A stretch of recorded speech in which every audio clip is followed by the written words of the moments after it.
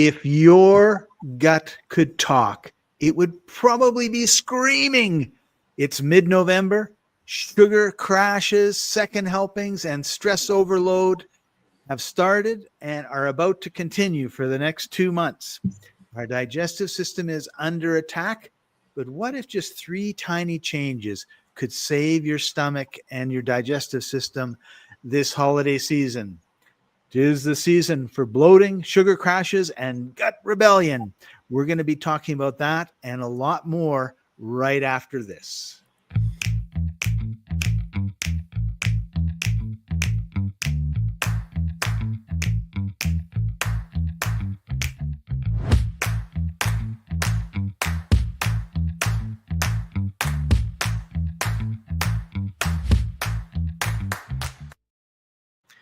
Welcome, everybody. This is the Life Enthusiast Health Shots podcast, restoring vitality to you and the planet. I'm your host, Scott Patton. Joining us, as usual, is our other host, Martin Patella, health engineer. Hey, Martin, how you doing today? It's a good day. Thank you for asking and your loving care. I'm doing fine. Awesome. And things are just going to get better and better and better because that's the way life is. You know, I'm thinking that we're preparing for the final day, and it's sort of like the transition from the egg to the caterpillar, and the caterpillar into the chrysalis, and the chrysalis into the butterfly. And I feel like the caterpillar. I'm ingesting. And when I'm completely filled with stuff, I have a moment, and then I emerge as a butterfly, free of the caterpillar body. I hope that's true, because that's way better than my story.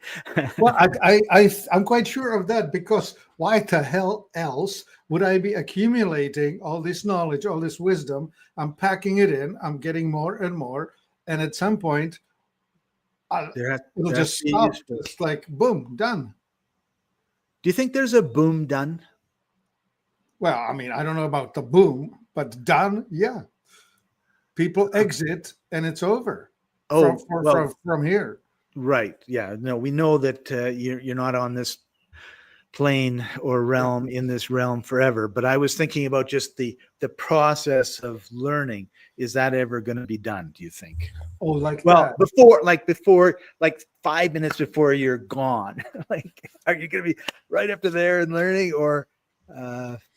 I think there comes a time when we lose interest. I remember watching that with my mother. She passed age 92, and she was vibrant, vital, curious, inquisitive. We had interesting conversations every week. I would call her and we talked for an hour, and we had always something interesting to debate. And then she went to a hospital for some treatment, and it got botched. And all of a sudden she started telling me, I've had enough. You know, I said, well, just last week we were talking about that beautiful opera that you were going to be watching on the Arts Channel and how you were looking forward to it. And she said, no, I've seen enough operas. Oh. 6 weeks later, she had passed. Yeah, that's interesting. My mom's 93 now, and she follows curling in the winter, tennis in the summer, and then British murder mysteries. So when I go visit her, we'll turn on a murder mystery and watch that. So she hasn't shown any lack of interest in any of that stuff to date. However, she is definitely slowing down. She has congenital heart failure, and so every once in a while her lungs fill up and they have to, give her stuff. She has hospital interventions. Has interventions and that sort of thing. So that'll be really interesting. I wanted to start off today. I know we're going to be talking about sugar, but I wanted to kind of back up, and I also wanted you to share some of the things that you've learned this week, because you've learned some amazing things. But I'd had a couple interesting experiences this week. Mhm. And I happen to be in Santa Rosa de Cabal in the coffee triangle of Colombia. And this place is known for its hot springs. So 2 days ago, I went to the Santa Rosa Hot Springs, which was about an hour drive. And I got there, and it's kind of one of these set up for families hot springs. So there was like 5 pools. There was a magnificent waterfall that split off into, by the time it hit the ground, it was like 6 streams, and all, it was gorgeous.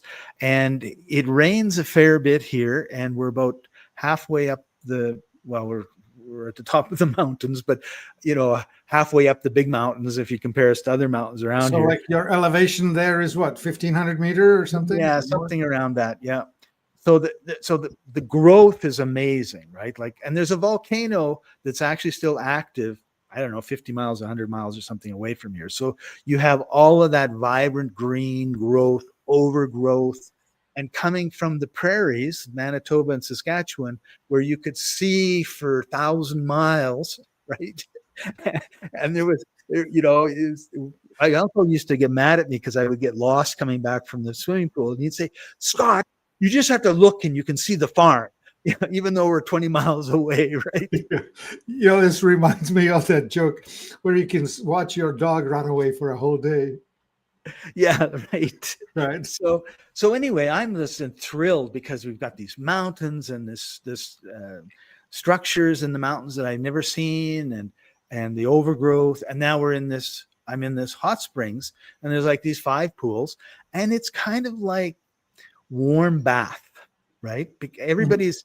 There's kids around and families and everything else. So these are not like hot springs, right?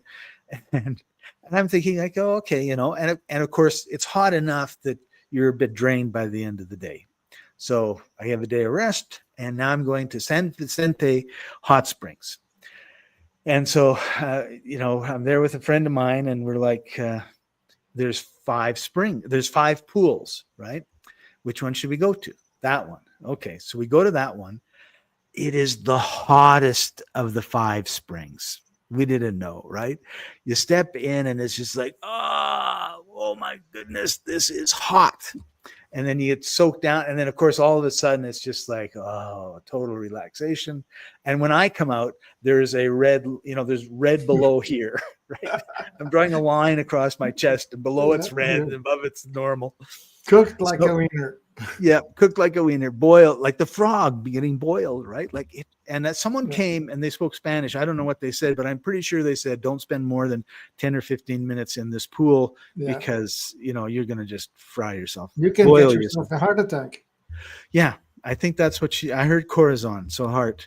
But it reminded me of an experience I had about 35 years ago. And a friend of mine was dating a native fellow, and he wanted her to come to a sweat lodge regularly because he went every Monday afternoon. So she phoned me up and she says, "Scott, I'm scared to go by myself. Like, would you come and be supportive? Like support me?" And I said, "Sure, yeah, I'd be happy to." And I was curious about what it was about. And so I went for a year and a half to this sweat lodge. And they did the tobacco and the medicines and the herbs, and they did 3 rounds. And there was no frigging way I was going to say all my relatives all my grandfathers, I forget which way they went, and have somebody open the door. Like there was never going to be me, right? And there was one time I was there, and beside me was a young guy, about, like 18 to 22, in around there. And on the other side of him was an old guy. And then there was me, right? And it was full. Like there was like 2 or 3 circles of people. And then what they tell you is, if you have a hard time, put your head down to the ground because that's the coolest. So this guy, the young guy, puts his head down to the ground, and the old guy grabs him by the scruff of the neck and rips him right up. I don't know what he said to him, but it was like, "You are not going to be doing that in this sweat while I'm here," right? Like, be tough, be a man, like whatever. I don't know what, right? Okay. So, but these were, you were just 3 rounds and you were drenched and hot. It was hard, right? And then one day she calls me up, and her boyfriend's son committed suicide, and he was Oh, 23.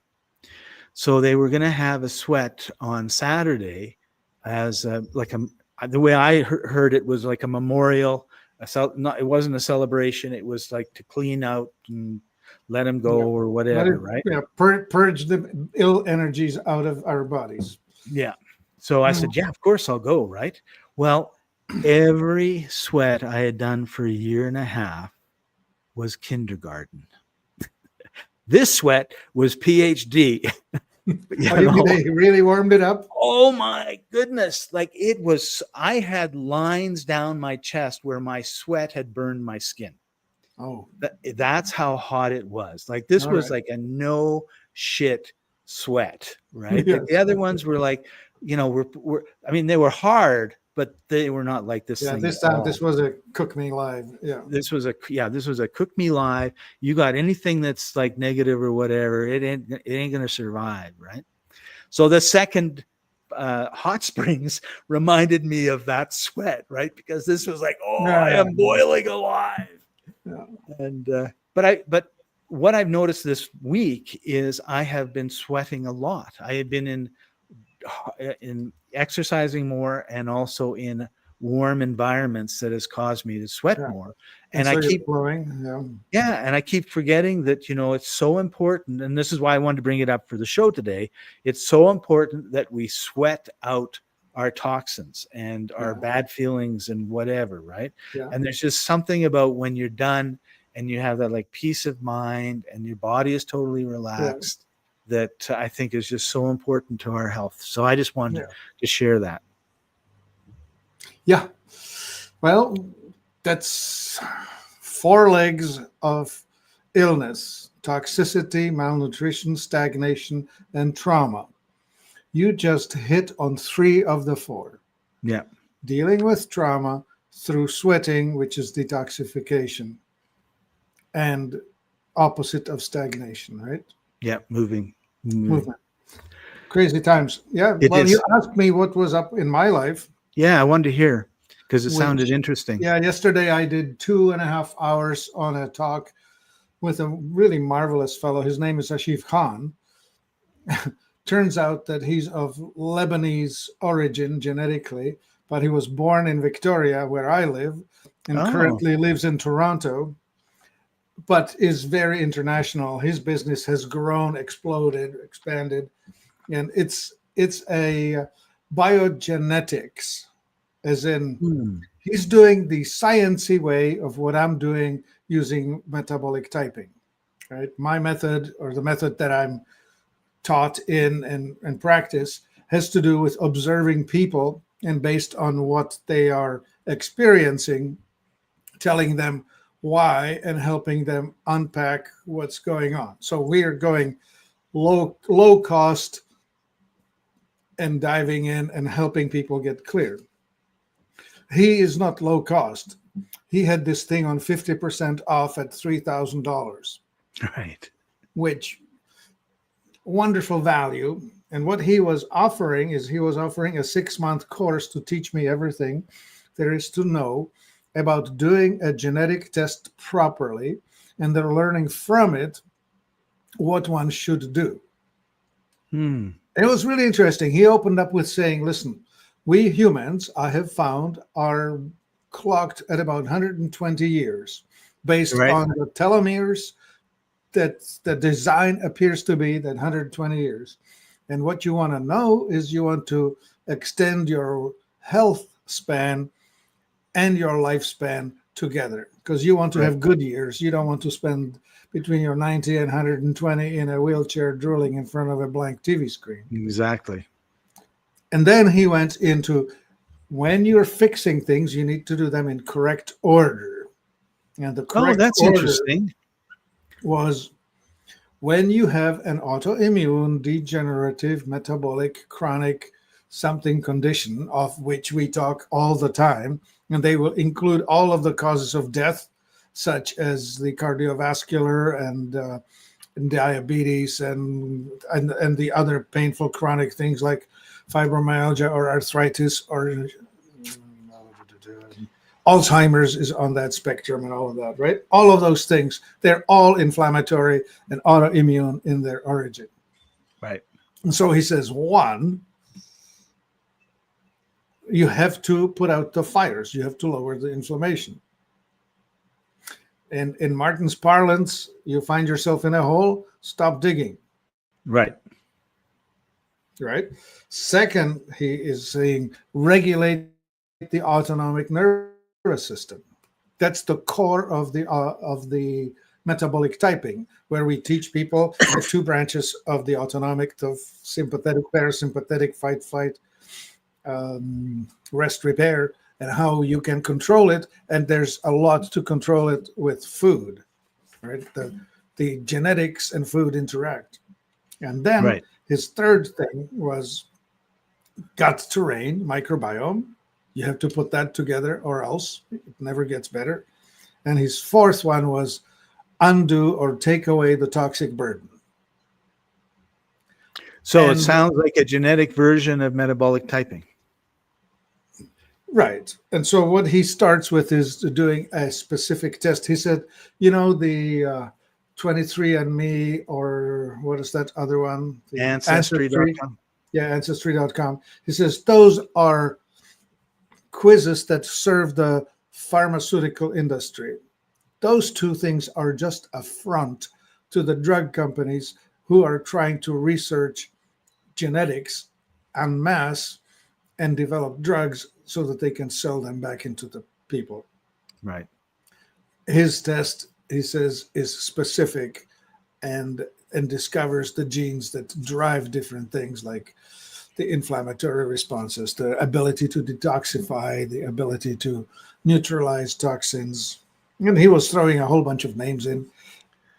That sounds how fascinating. to deal with migraines and depression and diabetes and whatever. Pleasure driven through dopamine. You could be a good dopamine maker, or you could be a bad dopamine maker, or you could be a fast dopamine reducer, or slow, right? And so if you are a bad dopamine maker, on top of being a fast dopamine reducer, you're going to be never satisfied with life, because you will be always seeking a thrill, because the thrills are not strong enough and they dissipate quickly. Right. Hence the addictive personality, right? Right. Well, that's a fascinating way to look at it. Right. And so he says every gene has these. You can have either strong production or weak, or you can have strong removal or weak, right? And drugs don't work for this. This is completely antithetical to the pharmaceutical approach. Right. We treat the person. We don't create a drug for it. We live or create a lifestyle for the person, right?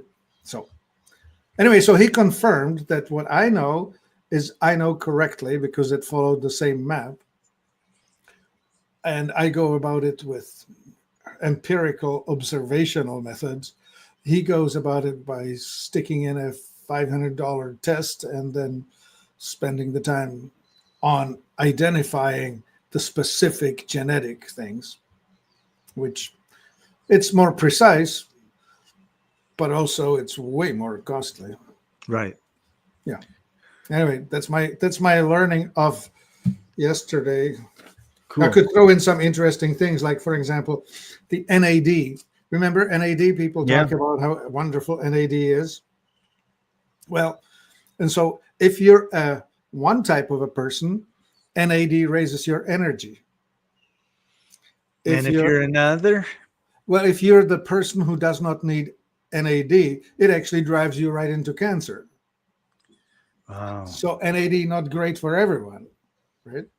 It's kind of, Martin, it's kind of like it's simple, but you've got to be going on the right path, right? Like it's A or B and C and D and E and F. But if you've got A and D and F when you should have B and C and E, then you're screwed. Yeah. And here's the wisdom line. Any virtue taken to its extreme becomes a vice. So whatever you overdo, even if it looked like it's a good thing, too much of it is a disaster. Right. Yeah. Yeah. Awesome. All right. Well, I think it's time to get into sugar, and we're going to talk about sugar right after this.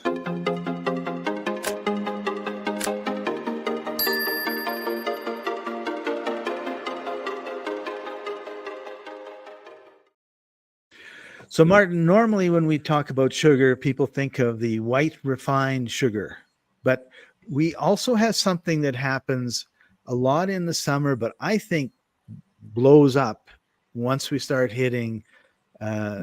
the end of the football season, Yeah. the Yeah. Black Yeah. Friday, Thanksgiving.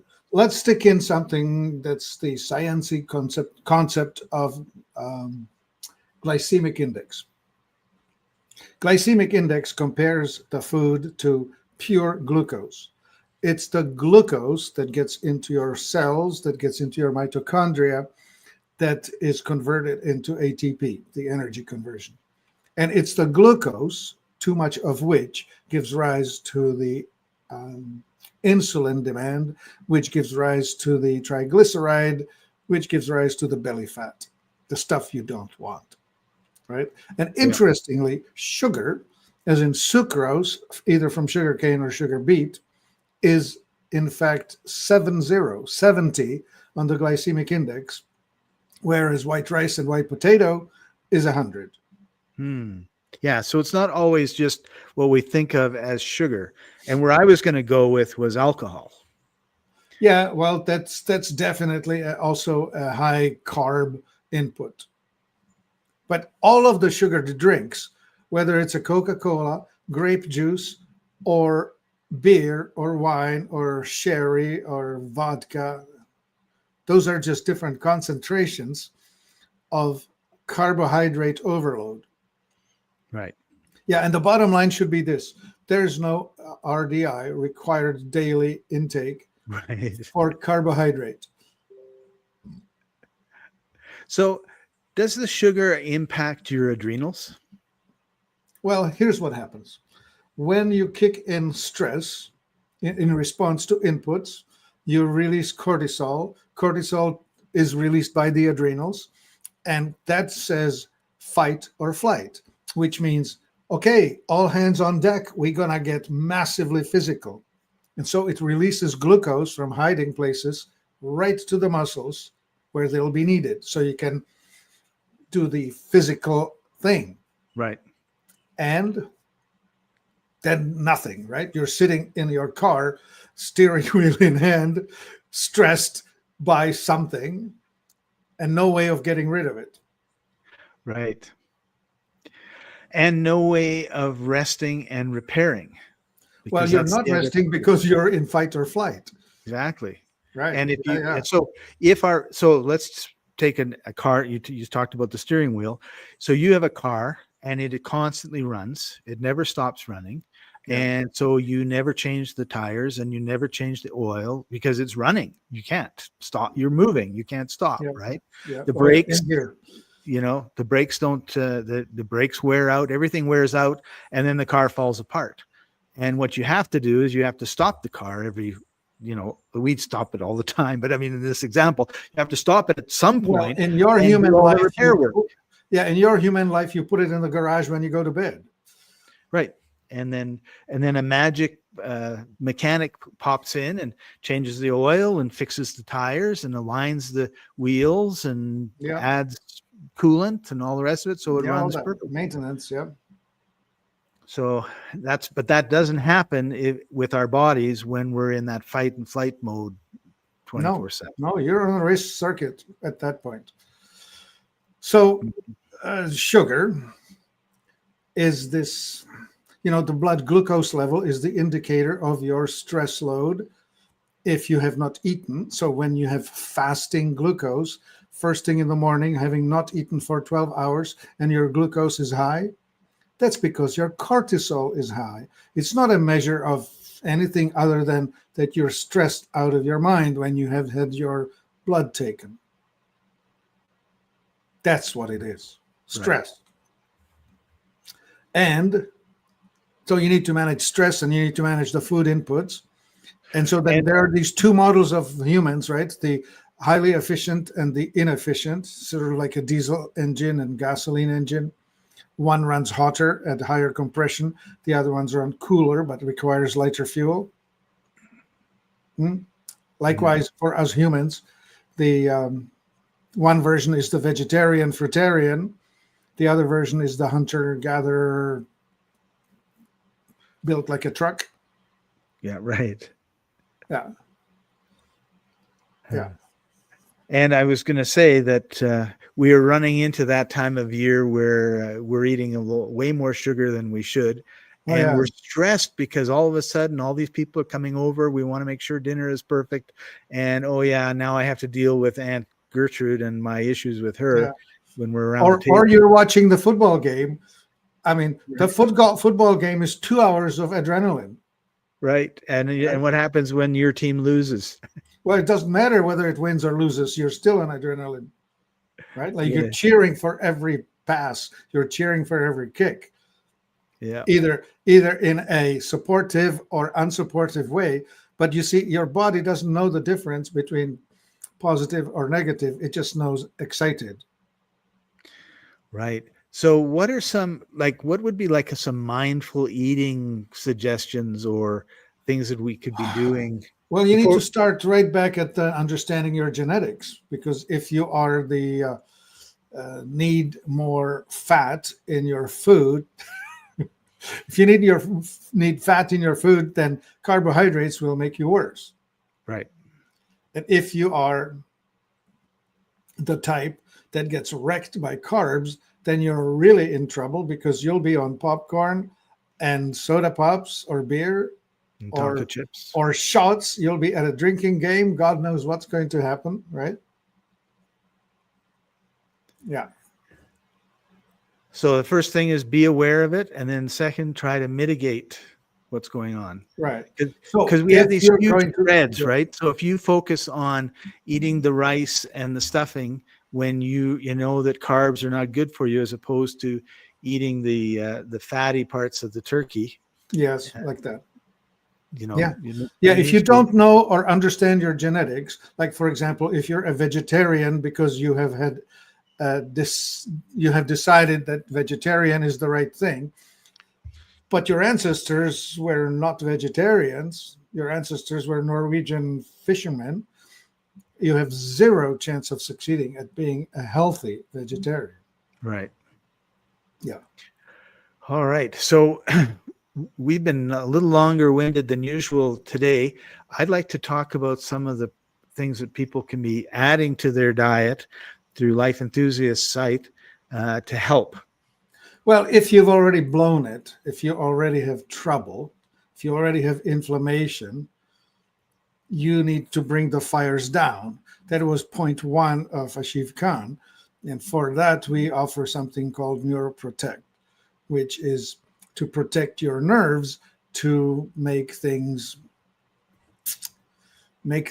less hot, right? It's anti-inflammatory. This is like a fire extinguisher, right? You already have the flames going. You've already screwed it up, but at least you can do something to bring down the heat. Martin, what does low phenol mean? Phenol is, so there are two versions. The LP is low phenol. There's two different Neuroprotects, regular and low phenol. Some people have a phenol genetics problem. You may have heard about the phenol PKU, phenol something ketonuria. Phenylketonuria? Yeah, that's it. PKU genetics require people to not eat high phenol foods.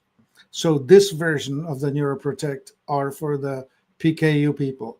See at the top corner of the screen, there's a link to Neuroprotect Regular. That one. So if you are a regular person with good genetics, click it. You can go and use the regular Neuroprotect. If you are the one that needs the LP, then you'll know, because you will have already found out that you need to have low phenol foods. So the formula is slightly different. What's an example of a low phenol food? Well, like not meat, for example. Like red meat is high phenol. Okay, got it. Yeah. Awesome. And the next one we wanted to quickly take a look at was Strata Flora. Yeah, that's a general thing, right? So if you mess up your food intake long term, you need to straighten out your gut. This is probably one of the best ways to try and do a reset. Right. And everybody pretty much has, because we've all had antibiotics. We've all taken stuff that has. Yeah, God, yeah. Start Yeah. from chlorine in drinking water to glyphosate in your grains with Right. antibiotics in your life and pharmaceutical or over-the-counter drugs. All of those have been massively damaging to the inner terrain, and Yeah. this will help to reset it. Right. So, Strata Flora, this bottle will last a month if you This take is it. the small bottle of 60 teaspoons. We tell people to start with half a teaspoon and see how it goes. A high dose would be 5 teaspoons, so this bottle would only last you 12 days. But we have a bigger bottle. You can click on the gray thingy on the bottom right side of the screen. So would you recommend someone take Strata Flora as a preventative type of thing, do it twice a year, 3 times a year? What would be like ideal? Well, if you have a gut issue, right? Like if you have irregular thingy where you one day are too loose, next day are too stiff or constipated, or if you just have all these irregularities or whatever, then you want to do at least one big bottle, run through that. And then you probably want to have a second bottle in your freezer. It may last you a year or 2 or 3. You only need it as needed, when needed, once your gut is in order. Okay. All right. And the last one we want to talk about is Rose Gold Diamond. Okay, well, that's a lovely thing. And actually, I didn't realize this, Martin, but it's supercharged longevity elixir. Yeah. And where did we start today off with? Going to longevity. 150. Yeah, this is the opposite of the brain damage that you get when you are aging under the influence of stupid, bad diet. This will help you revert the damage that you've already done or prevent making that damage in the first place. Unfortunately, we are trying to, could you click on the large size? Yeah, so this one is in stock. The other one, the small one, is gone. We're going through a complete realignment with Jamfa right now. Unfortunately, the fellow that was running the company passed away unexpectedly. No. And there's a reset underway, but so yeah, they're going through their struggles. Inventory is sporadic for this line. So just to take it, because this is kind of something a lot of people haven't ever heard of. I mean, I barely know the word shilajit. Shilajit is a mineral thing that comes from high mountains. Himalayan. It could be either a Himalaya or Altai. And I thought it was a mushroom. That's what I knew about it. No. This is a mineral thing. It's related to humic and fulvic acid. Okay. So and we've got the rose. Fulvic, yeah. So that's Bulgarian rose, yeah, hydrosol and colloidal gold. That's cool. Yeah. And ormus, of course. Ormus. So now here are the mushrooms. Cordyceps is a long-age mushroom. Astragalus is a root. Ginseng is a root. Again, those are all brain foods. Mucunya, actually. Mucunya pruriens. Yeah, that's a South American brain food. Okay, and then we have nano diamonds. And now you're really into something wild. This line, the Jamfa line, is really interesting because what they do is they inject terpenes into the bottle. Terpene is what you lose when you dry a plant. So when the plant is still alive, it has terpenes in it. But as it's drying out, these are volatile compounds that will gas off and leave the plant. But if you can extract them using carbon dioxide, high pressure extraction, and get them out. So this is a list of all of the different terpenes that have been re-injected into this thing. Ah, These very are cool. essentially essential oils of sorts. Well, we know you have a busy office, Yeah, I forgot to remove the phones. and I forgot to tell you because that's my part of my job. Well, Where's the phones? yeah. Very, very cool. So we're going to, George says shilajit is like black tar. That is correct. Yeah, the real good shilajit is very tar-like. It's black, sticky goo, and you need only a tiny amount. Like I have this thing here. I'm thinking maybe we should start selling that brand. I just use a tip of my knife, and I dip it in the jar and put it in my smoothie. Oh, wow. It's like it's a matchstick head amount, tiny. That's the thing is like there's so many things that have a huge impact, but we just need a little bit of them to make it work. Yeah. On the affordable side, we have fulvic acid, which is way more affordable, and we have that available in abundance, and it delivers most of the benefits also. So Right. that's. By the way, I just finished my bottle of humic acid. I had a big bottle. Oh yeah. And and we talked about it before. You drank it a bit too fast, yeah. Yeah, and I did it again 3 days ago. I took too big a swig, and like an hour later, it's like, why does my head feel like it's busting open? And I thought, yeah, it's pulling all that stuff out. It'll purge you. All right, so there we are. Well, running over time. Yeah, so let's do the quick summary is watch what you're eating, pay attention, and try not to fill the plate up too full of things that you know are going to make you not well. Yeah. And get out and exercise. After you have the big turkey dinner, go for a walk. Don't lay on the couch.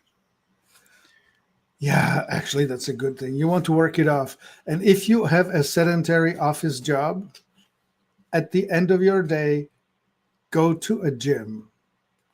Get really physical, because what you want to do at the end of the day is work off all the accumulated stress hormones. Yeah. Yeah. That's right. Awesome. Well, thank you for joining us, everybody. We're live every Wednesday at 2:30 Eastern time, and we look forward to having you join us. George says, thanks, bye, and we'll see you next time. You've been watching the Life Enthusiast Health Shots podcast, restoring vitality to you and the planet. Bye for now.